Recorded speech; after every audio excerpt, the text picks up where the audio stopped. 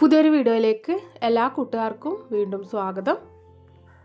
വെറും 2 സ്പൂൺ ഗോതമ്പ് പൊടി കൊണ്ട് 5 മിനിറ്റിനുള്ളിൽ തയ്യാറാക്കിയെടുക്കാൻ പറ്റിയിട്ടുള്ള രുചികരമായിട്ടുള്ളൊരു പായസത്തിൻ്റെ റെസിപ്പിയുമായിട്ടാണ് ഇന്ന് ഞാൻ വന്നിട്ടുള്ളത്. വീട്ടിലൊക്കെ പെട്ടെന്നൊരു ഗസ്റ്റ് വരുമോ അതല്ലെങ്കിൽ കുട്ടികളൊക്കെ സ്കൂളിൽ വിട്ട് വരുമ്പോഴൊക്കെ പെട്ടെന്ന് തയ്യാറാക്കിയെടുക്കാൻ പറ്റിയിട്ടുള്ള അടിപൊളി പായസത്തിൻ്റെ റെസിപ്പിയാണ് കേട്ടോ ഇത്. അപ്പോൾ നമുക്ക് വീഡിയോ കണ്ടു നോക്കാം. അതിനായിട്ട് ഞാനിതാ ഒരു സോസ് പാനിലേക്ക് 2 ടേബിൾ സ്പൂണോളം ഗോതമ്പ് പൊടിയാണ് ഇട്ട് കൊടുക്കുന്നത്. ഞാനിപ്പോൾ എടുത്തിട്ടുള്ളത് പാക്കറ്റിൽ വാങ്ങിക്കാൻ കിട്ടുന്ന ഗോതമ്പ് പൊടിയാണ്. നിങ്ങൾ വീട്ടിൽ പൊടിച്ചിട്ടുള്ള പൊടി തന്നെ ആണെങ്കിൽ ഒന്ന് തരിച്ചെടുക്കുന്നത് നല്ലതാണ്. ഇനി ഇതിലേക്ക് ആദ്യം കുറച്ച് വെള്ളമൊഴിച്ച് കട്ടികളൊന്നും ഇല്ലാതെ നമുക്കിതൊന്ന് കലക്കിയെടുക്കണം. ഇത് കണ്ടില്ലേ, ഇതുപോലെ നന്നായിട്ടൊന്ന് കലക്കിയെടുത്തതിന് ശേഷം പിന്നെ നമുക്കിതിലേക്ക് ഒരു 1/2 കപ്പോളം വെള്ളം കൂടെ ഒഴിച്ച് നന്നായിട്ടൊന്നും കൂടെ ഒന്ന് മിക്സ് ചെയ്തെടുക്കാം. അതിനുശേഷം പിന്നെ നമുക്കിത് ഗ്യാസ് അടുപ്പിലേക്ക് വെച്ച് കൊടുത്തൊന്ന് വേവിച്ച് കുറുക്കിയെടുക്കണം. ഞാനിപ്പോൾ ഈ തയ്യാറാക്കുന്ന അളവിൽ ഒരു 5 ഗ്ലാസ് പായസം ഉണ്ടാവും കേട്ടോ. ഇനിയിപ്പോൾ കൂടുതൽ അളവിൽ വേണമെന്നുള്ളവർക്ക് ഗോതമ്പ് പൊടിയുടെ അളവൊക്കെ കൂട്ടിയെടുക്കാവുന്നതാണ്. പിന്നെ വെള്ളവും ബാക്കിയുള്ള ഇൻഗ്രീഡിയൻസ് എല്ലാം നമുക്ക് അതിനനുസരിച്ച് ചേർത്ത് കൊടുത്താൽ മതി. ഞാനിപ്പോൾ അതായത് ഗ്യാസ് അടുപ്പിലേക്ക് വെച്ച് കൊടുത്തിട്ടുണ്ട്. ഈ ലോ ഫ്ലെയിമിൽ വെച്ചിട്ട് നമുക്കിത് കട്ടി കെട്ടാതെ നന്നായിട്ടൊന്ന് കുറുക്കി വേവിച്ചെടുക്കണം. ഹൈ ഫ്ലെയിമിലൊന്നും വെച്ച് കൊടുക്കരുത്, ഇത് പെട്ടെന്ന് തന്നെ കട്ടിയാവും. അപ്പോൾ പിന്നെ ഗോതമ്പ് പൊടി വേവുമല്ല, പെട്ടെന്ന് കട്ട പിടിക്കുകയും ചെയ്യും.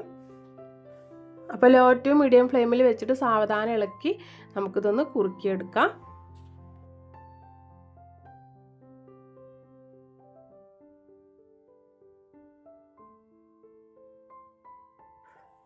ഇപ്പോൾ നമ്മുടെ ഗോതമ്പ് പൊടി ചെറുതായിട്ടൊക്കെ ഒന്ന് കുറുകി വരാൻ വേണ്ടിയിട്ട് തുടങ്ങിയിട്ടുണ്ട്. ഇനി നമുക്കിത് ഒന്നുകൂടെ ഒന്ന് വേവിച്ച് കുറുക്കിയെടുക്കണം. ഗോതമ്പ് പൊടിയുടെ ആ ഒരു പച്ചച്ചോവ ഉണ്ടാവാൻ പാടില്ല. ഇപ്പോൾ നമ്മുടെ ഗോതമ്പ് പൊടിയൊക്കെ നല്ലപോലെ വെന്ത് നല്ല തിക്കായിട്ട് വന്നിട്ടുണ്ട്. ഇത്രയും മതി. ഇനി നമുക്ക് ഇതിലേക്ക് മധുരത്തിന് ആവശ്യമായിട്ടുള്ള ശർക്കര പാനി ചേർത്ത് കൊടുക്കാം. ഞാൻ ഒരു 2 അച്ച് ശർക്കര ഉരുക്കി മാറ്റി വെച്ചിട്ടുണ്ടായിരുന്നു. അത് ഇതിലേക്ക് അരിച്ച് ഒഴിച്ചു കൊടുക്കുന്നുണ്ട്. ശർക്കര പാനി ഒഴിച്ചു കൊടുത്തതിന് ശേഷം വീണ്ടും നമുക്കിത് നന്നായിട്ടൊന്ന് മിക്സ് ചെയ്തെടുക്കാം. മീഡിയം ടു ലോ ഫ്ലെയിമിൽ വെച്ച് കൊടുത്താൽ മതി. ഈ പായസം ഒരുപാട് തിക്കായിട്ടല്ല കേട്ടോ ഉണ്ടാവുക, കുറച്ച് ലൂസായിട്ടാണ് ഉണ്ടാവുക.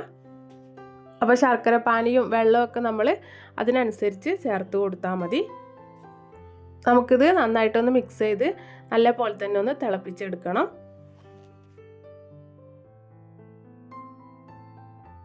ഇപ്പോൾ ആ ശർക്കര പാനിയൊക്കെ നല്ലപോലെ തന്നെ തിളച്ച് ഗോതമ്പ് പൊടി ഒന്നുകൂടെ ഒന്ന് കുറുകി വന്നിട്ടുണ്ട്.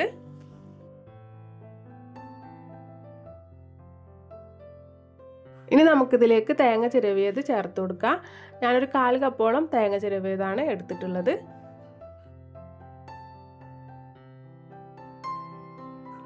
വീണ്ടും നമുക്കിത് മീഡിയം ടു ലോ ഫ്ലെയിമിൽ വെച്ച് ഇളക്കി നന്നായിട്ടൊന്ന് മിക്സ് ചെയ്ത് തിളപ്പിച്ചെടുക്കണം.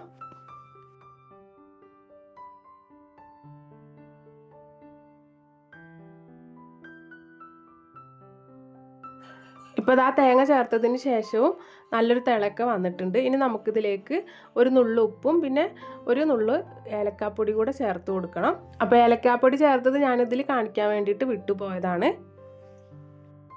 വീണ്ടും ഒന്നുകൂടെ ഒന്ന് മിക്സ് ചെയ്ത് നല്ലൊരു തിള വന്ന് കഴിയുമ്പോൾ നമുക്കിതിലേക്ക് ലാസ്റ്റായിട്ടൊരു 1/4 കപ്പ് തേങ്ങാപ്പാൽ ചേർത്ത് കൊടുക്കാം.